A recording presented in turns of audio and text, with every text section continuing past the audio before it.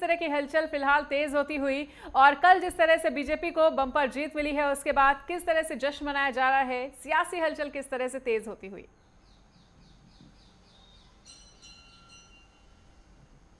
देखिए मनीषा, जिस तरीके से जीत हुई है और इतिहास रच दिया है भारतीय जनता पार्टी ने हरियाणा में, और तीसरी बार सत्ता में काबिज हुई है और हैट्रिक भी यहाँ पर लगाई गई है। इस जीत का जश्न देखिए हरियाणा तक ही सीमित नहीं है, चंडीगढ़ तक ही सीमित नहीं है, बल्कि पूरे देश भर में बीजेपी कार्यकर्ताओं नेताओं की तरफ से जश्न मनाया जा रहा है। और ऐसे में अगर आज की बात करें तो दिल्ली में बहुत ज़्यादा हलचल इस वक्त तेज हो चुकी है।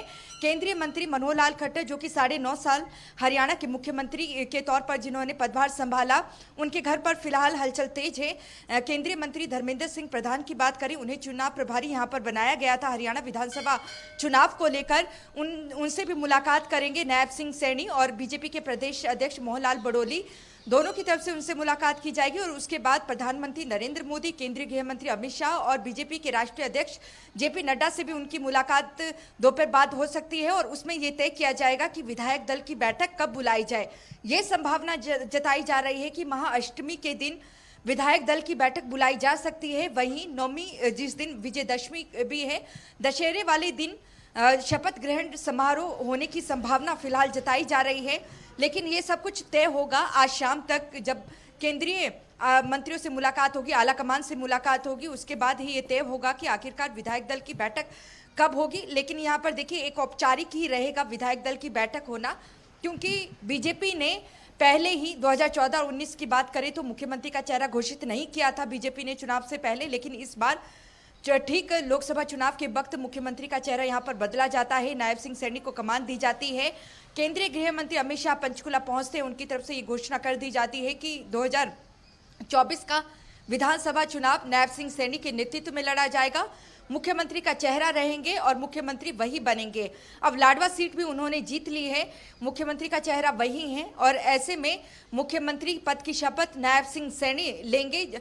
और ये उम्मीद जताई जा रही है कि आज देर रात तक ये पता चल जाएगा, तस्वीर साफ हो जाएगी कि जो विधायक दल की बैठक है वो महाअष्टमी के दिन ही बुलाई जाएगी या नहीं। लेकिन पूरी संभावना है कि 11 तारीख को महाअष्टमी के दिन विधायक दल की बैठक मात्र औपचारिकता के लिए बुलाई जाएगी और उसके बाद गवर्नर से मुलाकात की जाएगी और गवर्नर ये तय करेंगे कि कब शपथ के लिए बुलाया जाए। लेकिन ये तय है कि ये लगभग संभावना जताई जा रही है कि दशहरे वाले दिन ही शपथ ग्रहण कर सकते हैं नायब सिंह सैनी, क्योंकि 2019 की तरफ अगर आप गौर करेंगी। बिल्कुल ईशा रुक करेंगे। और इस बीच एक और बड़ी जानकारी सामने आ रही है। देखिए दिल्ली पहुंच चुके हैं नायब सिंह सैनी, ये बड़ा अपडेट। पीएम आवास पहुंचे हुए हैं सीएम नायब सिंह सैनी। तो देखिए प्रधानमंत्री नरेंद्र मोदी से नायब सिंह सैनी की मुलाकात होगी और दिल्ली पहुंच चुके हैं नायब सिंह सैनी। प्रधानमंत्री नरेंद्र मोदी भी आज नायब सिंह सैनी को उनकी जीत के लिए बधाई देंगे।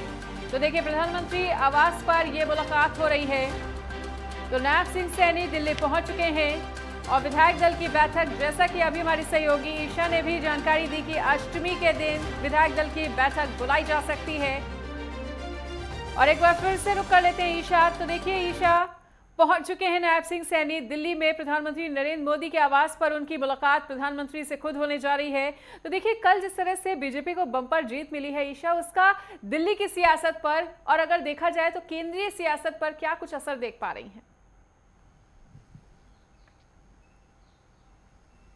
असर बिल्कुल रहेगा मनीषा, क्योंकि इसके बाद महाराष्ट्र और झारखंड के चुनाव होने जा रहे हैं और कहीं ना कहीं जो संजीवनी का काम यहाँ पर किया है, हरियाणा के जो नतीजे आए हैं, ऐसा कभी जब से हरियाणा का गठन हुआ है पहली बार हुआ है कि किसी पार्टी ने लगातार 3 बार यहाँ पर जीत दर्ज की हो। 2014 में भी की, 2019 में भी।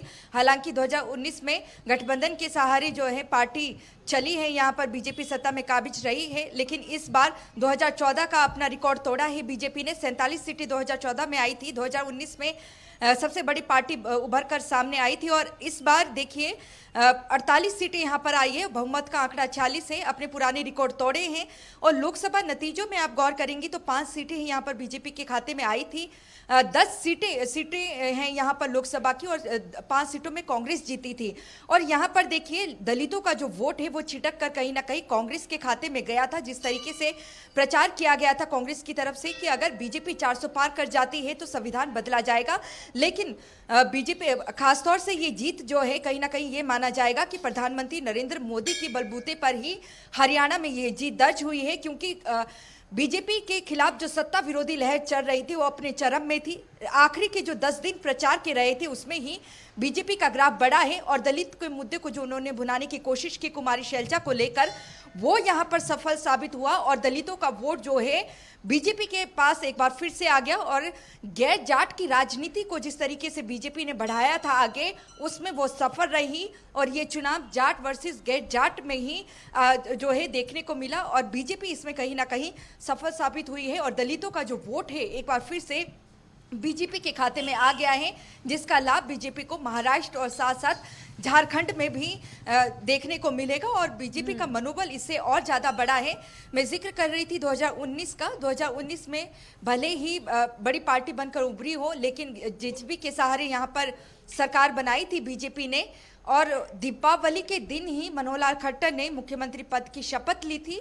तो ऐसे में ये माना जा रहा है कि भारतीय जनता पार्टी शुभ मुहूर्त के दिन ही शपथ ग्रहण समारोह रखेगी। तो ये कयास इसलिए भी लगाए जा रहे हैं कि नवरात्रि चल रहे हैं, इस बार बड़े हैं नवरात्रि और विजयदशमी नवमी एक ही दिन है, तो हो सकता है कि मुहूर्त के तहत विजयदशमी के दिन ही शपथ ग्रहण कर ली जाए नायब सिंह सैनी की तरफ से।